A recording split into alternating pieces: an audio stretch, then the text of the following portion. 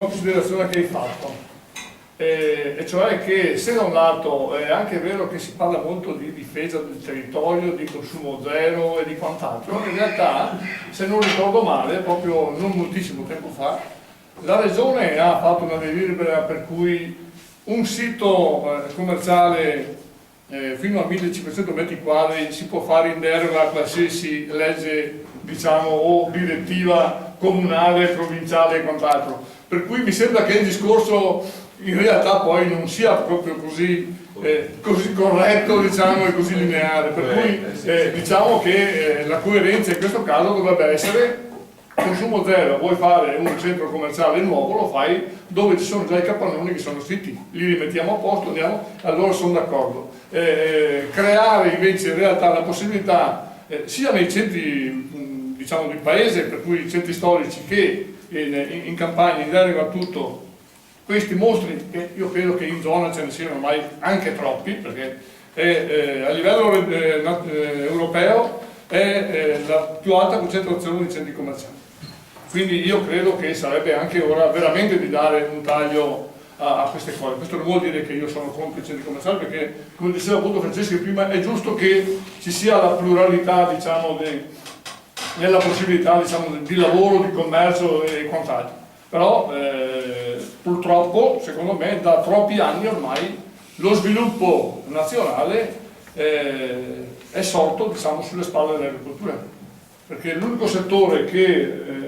rispetto allo sviluppo industriale, commerciale e quant'altro ci ha rimesso di suo è l'agricoltura col terreno. Non è che uno possa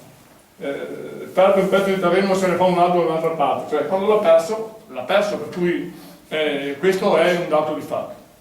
Per tornare poi invece al tema dell'incontro di oggi, turismo e agricoltura. L'agricoltura sicuramente da un lato è l'avamposto, diciamo, o quantomeno una postazione di riguardo per quello che riguarda il turismo. L'enogastronomia nazionale, non solo veneta, ma nazionale, sicuramente è un pilastro che rimane impresso ai turisti che vengono in Italia, perché la cucina italiana nel suo insieme, quindi è legata anche ai prodotti a marchio e non, e quindi l'altissimo livello qualitativo dei prodotti italiani lascia sicuramente il segno nel turismo in generale, nel turista che viene in Italia, e questo è legato da un lato sicuramente ai nostri ristoranti, che sono di conseguenza di altissimo livello e quant'altro. L'agricoltura si è attrezzata o cercava di attrezzarsi anche per, come si può dire, coprire un settore turistico prettamente verde, enogastronomico, gli agriturismi, che però anche in questo caso, diciamo, la Regione ha di netto tarpato, praticamente, perché con la legge ultima agrituristica di fatto ha proibito la possibilità agli agriturismi di esercitare. Cioè, quando nella prefazione dell'ultima legge agrituristica regionale si legge che con questa legge praticamente si è risolta la diatriba tra l'agriturismo e la ristorazione, e quindi si è ucciso praticamente un settore per dare spazio all'altro, io credo che in una dichiarazione del genere, al di là di come è fatta la legge, che eventualmente poi posso anche per alcuni aspetti far vedere, cioè, mi sembra che ci sia della malafede sopra. Cioè, se non pensiamo che, proprio parlando di agricoltura e di turismo, di guardare il turismo in particolare, ma anche l'agricoltura, a 360 gradi e nel contesto proprio di tutte quelle che sono i vari settori legati al turismo, calcolare quello che può essere lo spazio legato all'agriturismo, che è uno spazio che comunque, se dovesse morire, non copre nessuno. Sarebbe uno spazio perso, e sarebbe spazio perso soprattutto per, naturalmente, la rendita, diciamo, delle aziende agricole, ma anche per la comunità, perché se qualcuno vuole venire in Veneto e andare in agriturismo e l'agriturismo non è più praticamente praticato perché non c'è proprio la possibilità di farlo, va in Toscana, va in Lombardia, va da qualche altra parte. Per cui la legge agrituristica attuale, così com'è, sicuramente è da rivedere, ma è da rivedere proprio nell'ottica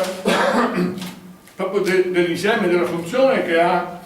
il settore agrituristico nell'ambito, diciamo, proprio del movimento turistico veneto. Non si può pensare che il Veneto, che è una regione d'eccellenza, abbia di fatto la peggiore legge agrituristica d'Italia. Non si può pensare che l'agriturismo, che secondo me è la punta di diamante proprio per la promozione dei prodotti del territorio, e non solo aziendali ma del territorio, quindi l'agriturismo è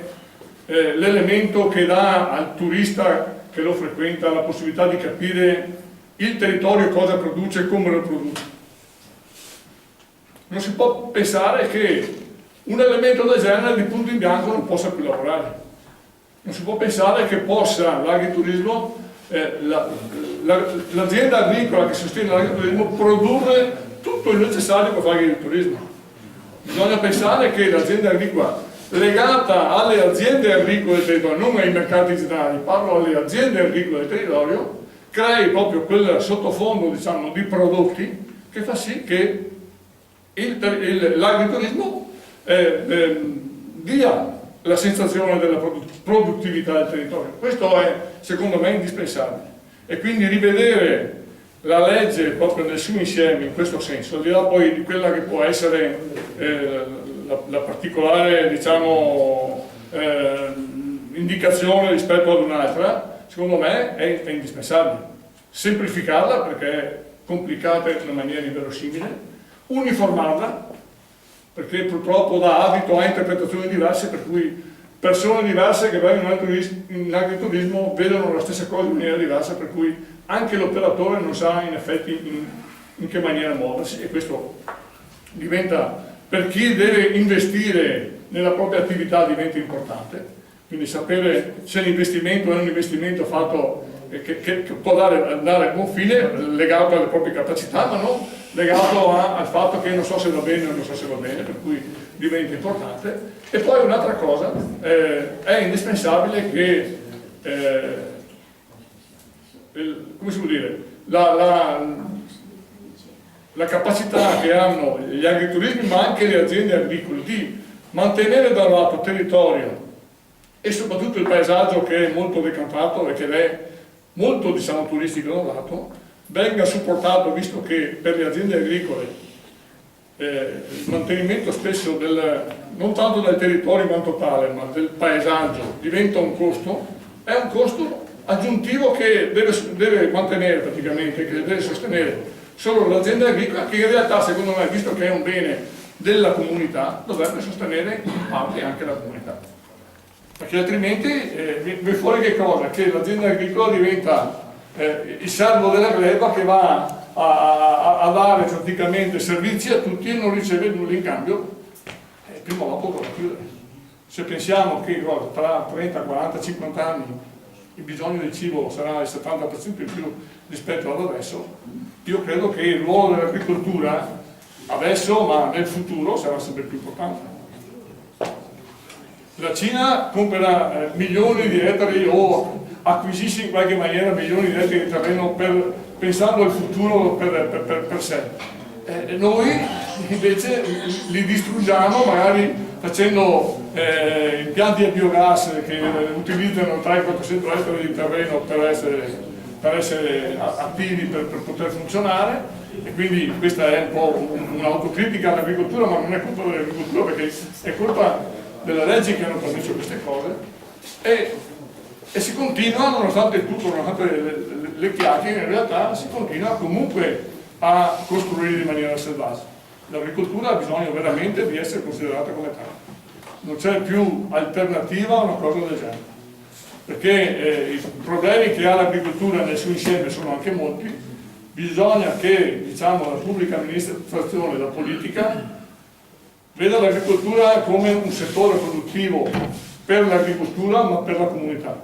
Se si parte da questo punto di vista, allora i confronti per dipanare, diciamo, problematiche e quant'altro saranno sicuramente più facili e sicuramente attivi. Grazie. Grazie Paolo.